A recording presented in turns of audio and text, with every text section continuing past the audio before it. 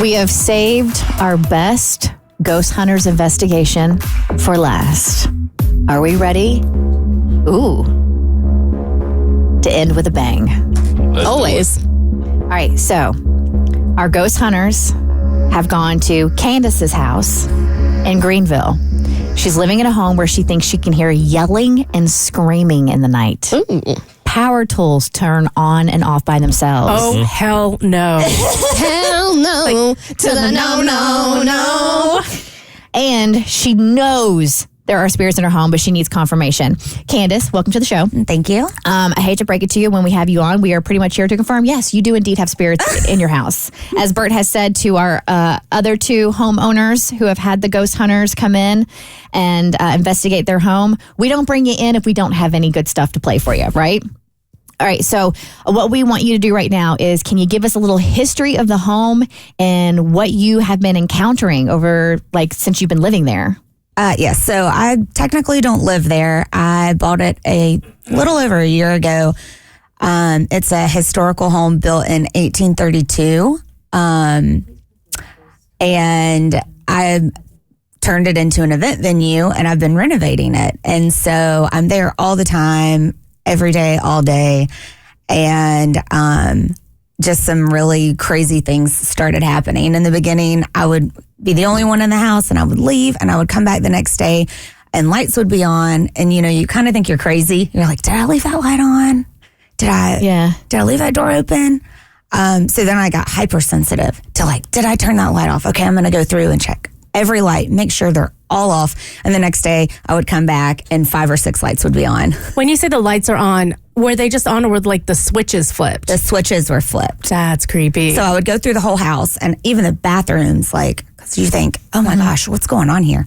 And every light's off. And there's probably 10 rooms in the house. I mean, it's a huge historic home. And there's a family cemetery out back, right? Yes. Oh. Okay, now I don't feel so bad for you, because you bought a house built in the 1800s with a family cemetery in the back. Girl, you are asking for this. Well, they're That's not victim shame.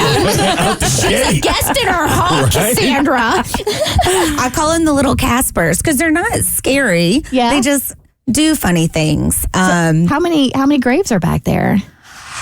There are around 30 graves of family members, and then there are over 100 unmarked graves. No way. Okay. Wow. Okay. I was thinking 2 or 3. Yeah. No. Maybe the power tool sounds are just them helping you renovate. Well, actually, I think that's what happened. The power tools are in what was the old cookhouse, because they used to detach the cookhouse so they didn't burn their houses down when they cooked.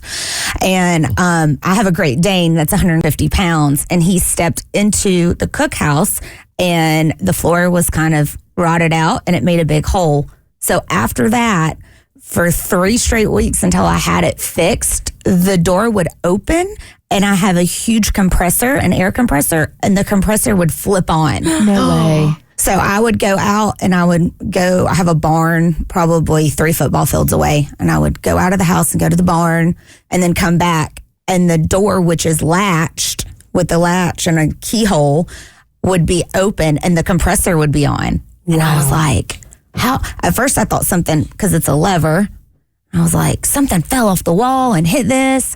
And then by the second and third time it happened, I was like, this is not a coincidence. No, not at all. And then we need to talk about, because somebody did die on the property.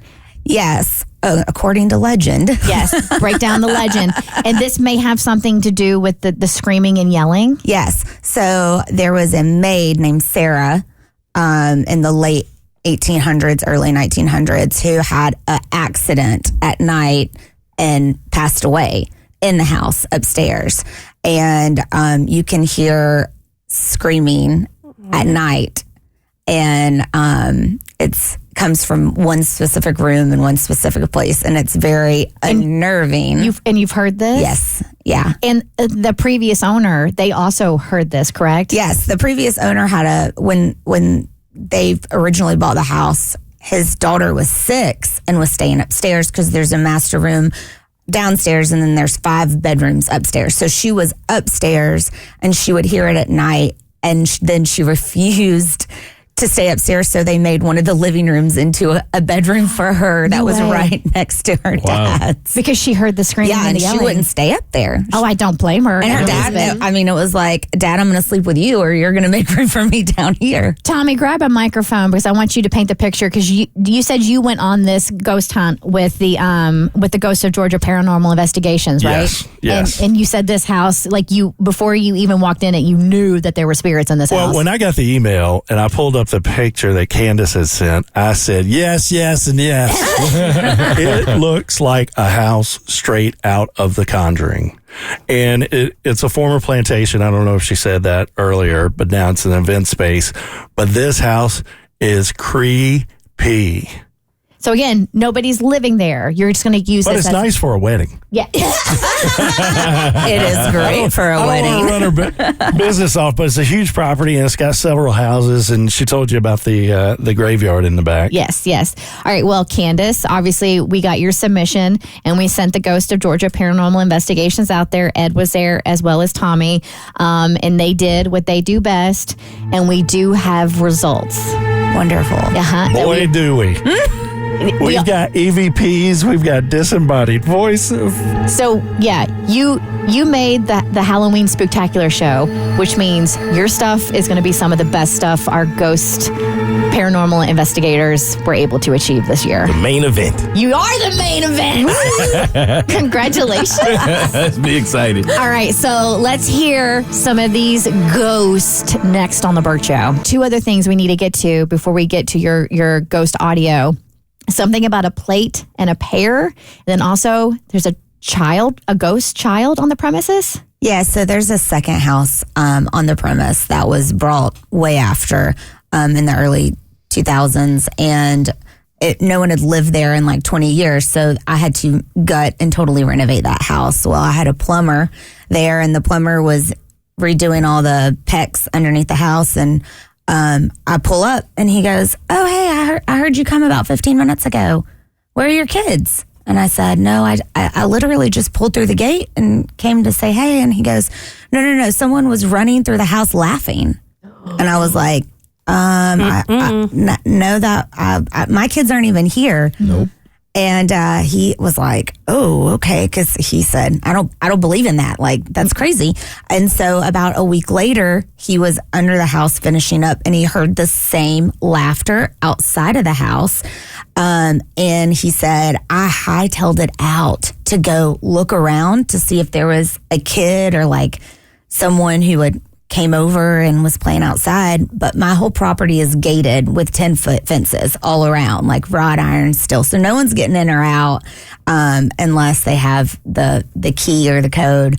And his mouth just dropped open and was like, there was no kids around. He's anywhere. A believer now, isn't he? He's a believer now. And then shortly after that, in the main house, I have these really old, like, tea sets, and one of the coasters was on the floor, and I have these golden pears for decoration, and a pear was put on top of it, like someone was playing with the food and the tea saucers in the middle of the floor in one of the rooms. And I was there the day before. I was the only one in the house, and the next day I came back and I was like, "What?" So at least they're just like you said, you don't feel like an ominous presence. You just feel like they're kind of there watching over you, and they're just kind of like hanging out. Yeah, like causing mischief. Like, Like you're typical little Casper. You're right. All right, so Ed, who is from Ghost of Georgia Paranormal Investigations, we have him in year after year. This is like our 7th or 8th year of having Ed on.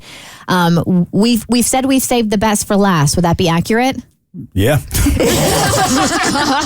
right, I'm going to let you take it from here with how the investigation went. Okay. Well, we'll start off with the EVPs. I mean, the investigation went well. We had some things happen besides the EVPs. What did you think of the home?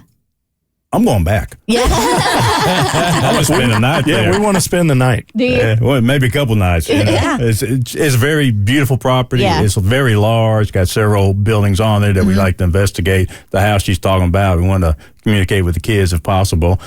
Kids' laughter is always an upbeat thing, so we like to hear that. But yeah, it's a beautiful place, and I would recommend going there. if you're not afraid of some spirits running around. Candice was a very good host for us. We do appreciate all her help. And anyway, can we get to the EVPs? Absolutely, please do. So yeah, for people that don't know, you're the EVPs. You're playing like a radio scanner really, really fast. Correct. And then you'll hear words pop up when you ask the ghost questions. Right, and that's what you hear. The static is the white noise coming off the box. Okay, on the next one, we asked, well, what is your name? And we're hearing it's Bart, or it could be a dog barking. Can you tell us your name, please? That's a dog. That sounds like a dog. Can you tell us your name, please? Regardless, there was no dog. Right, exactly. No dog. Maybe that was his name, dog or something. I know. Yeah, and Tommy's friend's back on this one, calling his name again. Can you say one of our names? Okay, so Tommy, did that freak you out? No, I love it. That happened last year, too. They like you, man. I guess so. Well, we got to time down on that one. Next one, we got busted on it. Can you make that flicker? I don't know what Can they you make mean. that flicker? That one sounded a little more sinister. I don't know why. It did. Yeah. Well, I guess they couldn't do it, so they were busted because they couldn't get the energy up to do it. And the next one is a good one because it says you hear them. Who is screaming? Jaden. Oh, Okay, so that wasn't an EVP. That was a disembodied voice. Well, actually, we were packing up. You could hear all the noise in the background. And, it just didn't come off the box. We didn't have the box going. And it just like, you hear them like. It was like a whisper. Yeah, and they're listening to us pack up. who is screaming? Jaden. Oh, Hey! Okay, that is hella creepy. Does that answer your question, Kristen? Yes, it does. Okay, that you asked yesterday? That one takes the cake right there out of everything you've played so far. It sounds like they said terrified or Sarah. If you listen to it, like, what do you guys think it is saying? It sounds like you hear them. I know, but it sounds like they're whispering the name Sarah to All me. right, listen again. who is screaming? Jaden. Oh, Now, I hear them say you hear them. Oh, okay. Yeah. But sometimes, everybody's hearing is a little bit different. And that's why we pass all our EVPs around to everybody in the group to get their opinion. And what we hear the most in one EVP is what we pick out. You can kind of hear the S at the beginning, but you hear them. Now, this last one we got here, I was in the kitchen packing up by myself, and it's right before you came in, and I heard a voice, okay? And I thought she had a little device on the counter. I thought it was an Alexis or something like that. So I asked, I said, does that speak to you? And they said, no, it's just what was it? It was a Wi-Fi extender. He was trying to talk to it. I'm like, that doesn't. No, I thought it was trying to talk to me. Is it an Alexa? I said, no, that's just a Wi-Fi extender. Absolutely not. Anyway, what we hear in EVP is calling my name.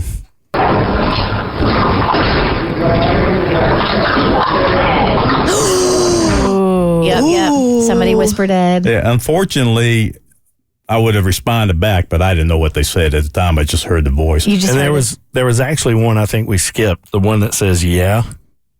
I'm sorry. Yeah, go ahead and play that one. say what? Is that you? Oh, that was quick. Say what? Is that you?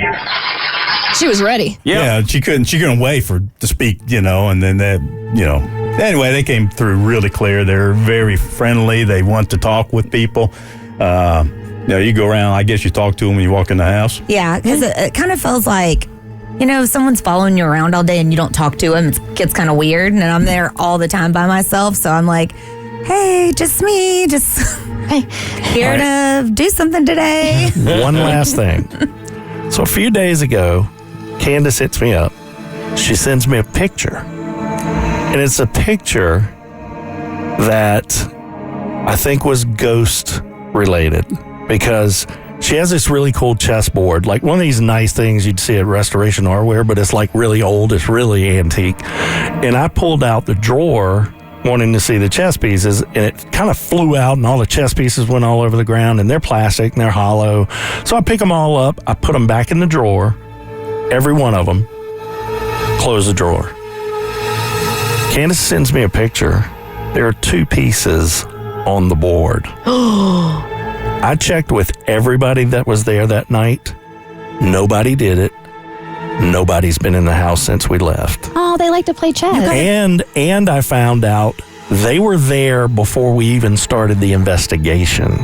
So it happened while we were there. You have to try and play chess. I'm serious. With the ghosts? Move the pieces. That's the same room that the pair was put on the plate. The exact same room. You got to do it. Yeah, set up a board and make a move and then see if they move and then just go back and forth. Oh my God, how fun would that be? We need to make a note to ask them if they like to play chess. Right. Does that room, can you spend the night in that room? It's the blue room. The blue room? Yeah, Oh, okay. at the front. I mean, you could lay on one of those sofas if you wanted I'll bring, to. I'll bring the sleeping bag, if I have to. Well, Candice, congratulations on having the most haunted house this year for the Bert Show Spooktacular. Thank you. The Bert Show.